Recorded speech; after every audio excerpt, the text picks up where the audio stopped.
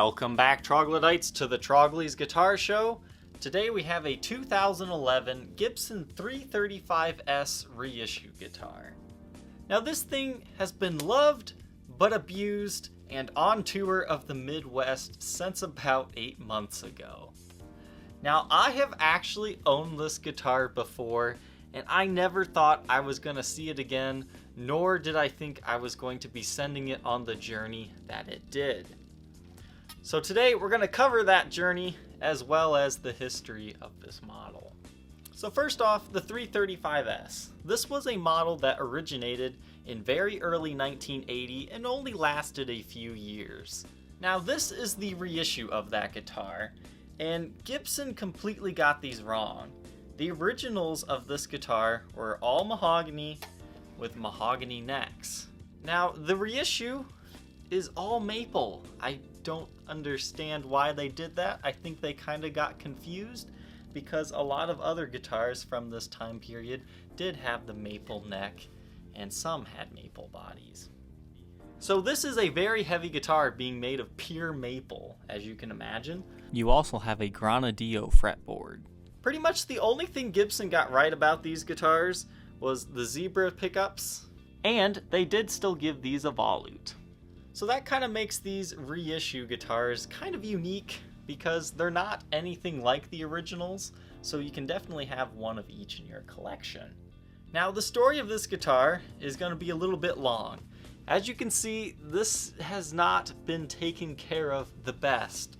We've got missing finish here, kind of missing finish on the sides, and what is this? Blue, black, and kind of a white silver color. What has happened to this poor guitar? That's what I'm going to tell you. Right? The original owner of this guitar, he goes by Samaritan Electric on Reverb, and I've actually done quite a few deals with him. I believe this was my first one, but we continued to do 7 more deals after that.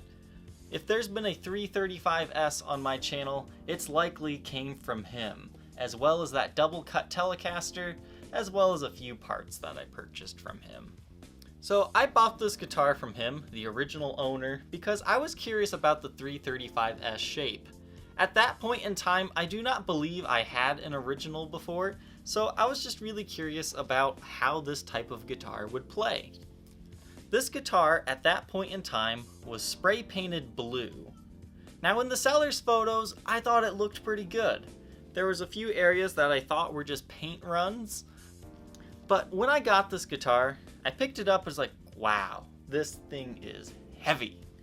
And the blue paint just didn't do it for me. Once again, I thought it looked pretty good in the photos, but in person, it kind of looked like trash. I'm sorry, man, I wasn't a big fan. And the other thing that really set me off is the neck. Only the body was spray painted different colors. The neck was still left this beautiful tobacco color. And that lit a fire in me. I wanted this guitar back down to the original finish. The seller said, once again, it was spray paint, so I was hopeful that I could get all of that blue off and have this beautiful tobacco sunburst finish underneath. Now, I'm not the most knowledgeable on modifications and like getting spray paint off of stuff, so I just took what I had on hand, is a heat gun, some steel wool, and some lemon oil, also called like Goo Gone. So after 10 hours of painstakingly spraying this thing and then scrubbing it with steel wool, I got the bulk majority of it off. As you can see, you know, on the side that you can't see, my hands were just so raw from all that steel wool. I just gave up because at that point, it's like, well, you don't really see this side of the guitar. So as far as I was concerned, what you see, besides these little cutaway areas, is the way it would be. Now, during the process of taking this blue off, this was not caused by over sanding. That was there before. That was the reason why the seller initially spray painted the guitar. I was very disappointed by this. I thought that was just like a weird paint run. So this really kind of killed the deal for me. It made me a little sad that I invested all that time and effort to kind of have a subpar looking example. I mean, yes, it looks like natural finish wear, but I wanted a clean tobacco sunburst one of these.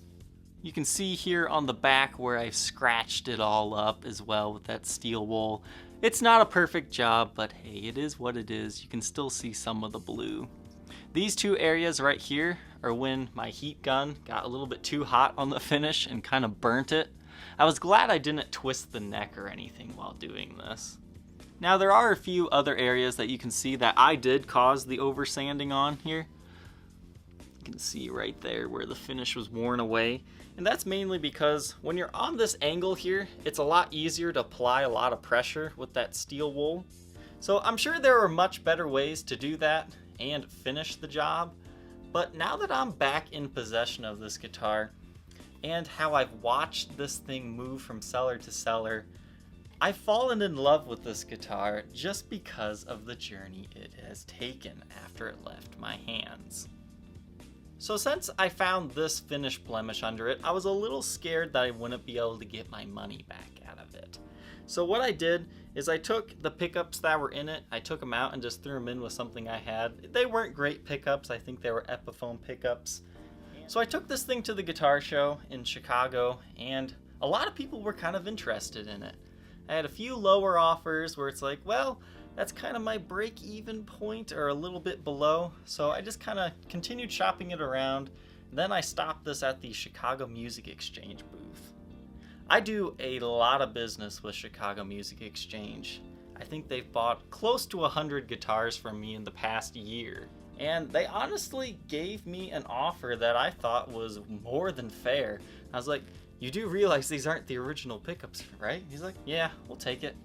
So Daniel there had purchased this guitar, and I was done with it. At that point, I thought, well, I'll never see that guitar again besides on the Reverb listing, and that is the next owner of this guitar. So I saw Chicago Music Exchange had listed this guitar on their website in all its glory, and they had listed it for $1,000.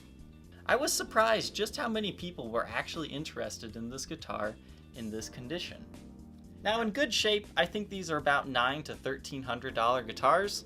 I believe this guitar sat around at CME for about a month when it finally sold to a private user who also lived in Chicago. He probably picked the thing up and just liked it at the store and bought it.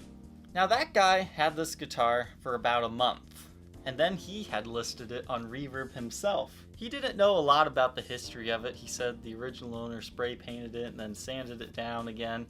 But I reached out to him. I told him, hey, I'm the guy that spent a lot of time on that guitar. So I told him a little bit about the history of this thing. He was very appreciative of that. And then, flash forward, I don't know, probably a week or two after that, I see this thing get relisted again by another seller in Chicago, Rock and Roll Vintage. So like the two larger Chicago area stores have actually owned this guitar. So Rock and Roll Vintage had this guitar for about a month. I believe they listed it around $800. And then this guitar sold, and then I was like, is this the end of the saga for this guitar? Now, as I said, I've purchased from the original owner of this guitar a few times, and in our dealings, I had told him that I saw this guitar listed a few times. He's like, oh yeah, I actually missed that guitar. I worked out a deal with Rock and Roll Vintage to purchase it back. So it's like, oh, that's funny. After all that, it goes back to the original owner. At that point, I was like, oh man, I'm sorry. I didn't mean to diss your paint job and sand it all off. He's like, oh no, it's okay. But he had told me he had bought it because he kind of had some sentimental value to it being the original owner. And he said he replaced the electronics in here. So he got new 500K pots, and he put a different bridge pickup in here. So I kind of thought it was cool that it ended up with its original owner again. And then I saw he listed it again. And it's like, no man, don't sell it. It's meant to be. It's meant to be yours.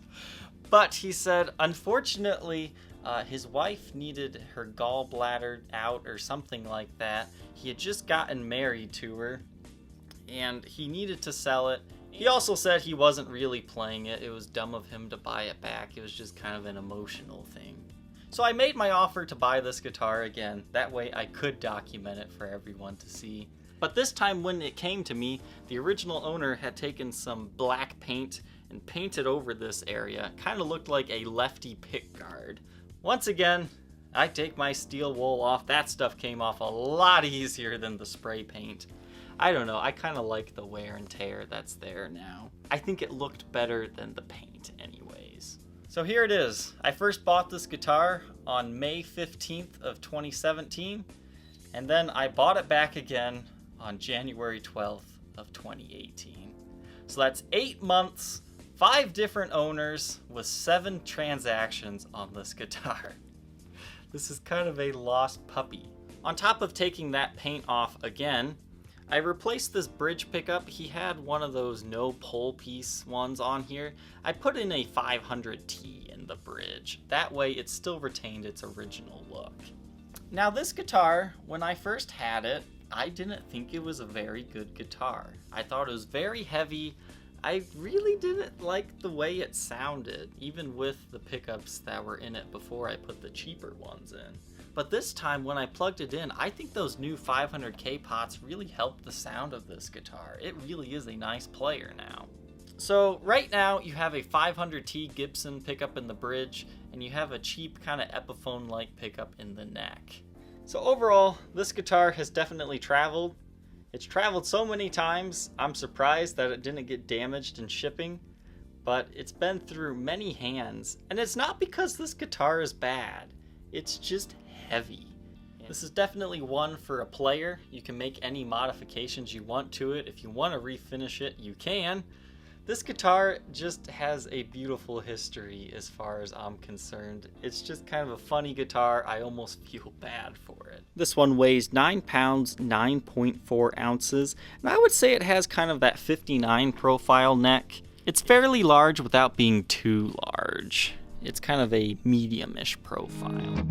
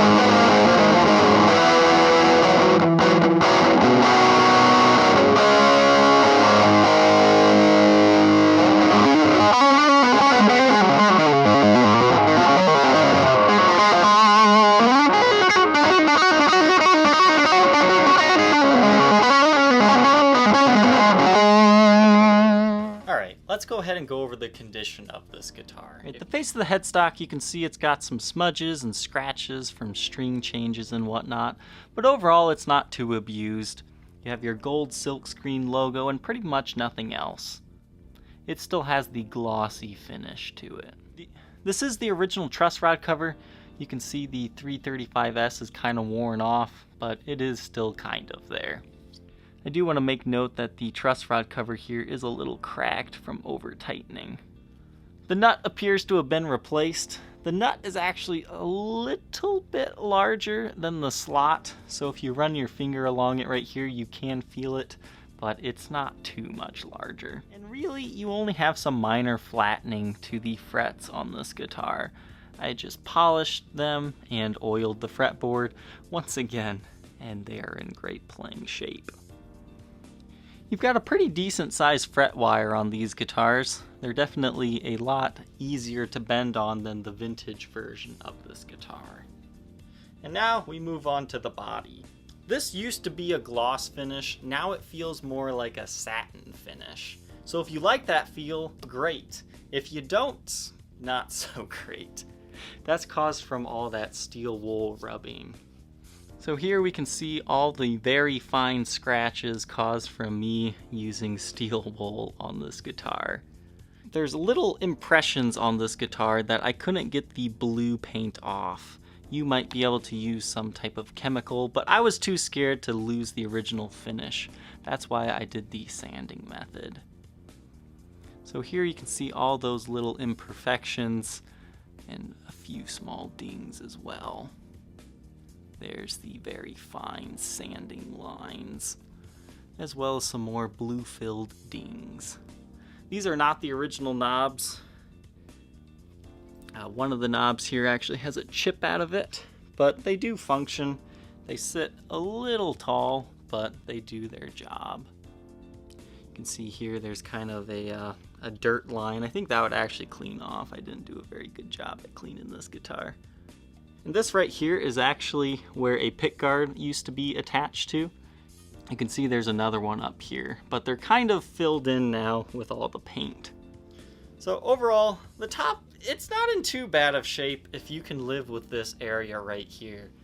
Back of the guitar, serial number is 1265 1137, made in USA, 2011. Now there are some chips and dings into the finish up here at the top of the headstock, but no like cracks off the headstock or anything.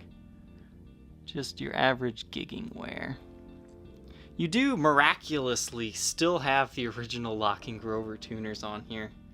You have some very light stand rash along the edges here, but overall it's not in too bad of shape, and you can see the line where the wing was joined to the headstock. Now the neck is actually in pretty good shape. This was never spray painted, so it still has that full gloss feel. However, I think it has been run down with steel wool a few times, just so it wouldn't be as sticky. But it still definitely has a very glossy feel to it.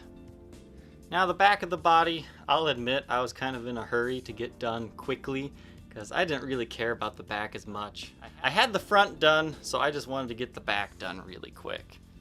So on the back of the guitar, I used a little bit of a lower grade of steel wool, not quite as fine, so you can see a lot more scratch marks. That was just because I was getting lazy. And here, I had the heat gun on it too long, and it kind of melted the original finish a little bit. There you can see some blue still there. But, I mean, from afar, I guess the back looks okay, but once you get up close, that's when it starts looking a little bad. Now, the cutaway areas of the guitar still do have the blue, black, and white spray paint. It was just too hard to get these areas, so I just gave up. And at this point, I view the blue paint as part of this guitar's history, and I just think this guitar is a little bit funny because of that. So on the edge you don't see when you're playing, you still do have some of this blue paint. You're welcome to try to get it off, but it's just more effort than it's worth, I think. I think this gives it a quirky vibe, and I kind of dig it. You can see you are missing some finish here along the edges from over sanding. But no breaks, cracks, or repairs. It is a solid guitar, but it has definitely had a history. Along the edges of the fretboard here, you can see where the clear coat has kind of chipped away a little bit. This looks sharp, but it's not too sharp, but I do want you to be aware of that. So now the question is, does this glow under black light? Not really, mainly because most of the clear coat has been worn off. However, you can see on the face of the headstock that the clear coat is still there, as well as on the back of the neck here, and there are no breaks, cracks, or repairs. So your neck still feels right, so if you're used to that glossy Gibson feel, you'll still be able to get that from this guitar, but your body is definitely a little bit worn, to say the least. You can see under blacklight here where some of the paint is actually still kind of on it in like a hazy residue. So you could probably do a better job at getting this finish off than I did. Again, I'm no expert in paint removal. The first time I bought this guitar, it had an Epiphone case. Somewhere along the way it lost that, so it now has a Gibson USA gig bag. Now this is kind of one of those nicer heavily padded ones. I almost think this might have been for a bass because it's kind of comically oversized for this guitar, but it's better than nothing. If you think you might be interested in being the next owner of a long line of owners for this guitar, feel free to contact me on my Facebook page, facebook.com/Troglys, Troglys. Thank you, Troglodytes, for tuning in. Don't forget to like, comment, and subscribe, and we will see you tomorrow on the next episode. Take care.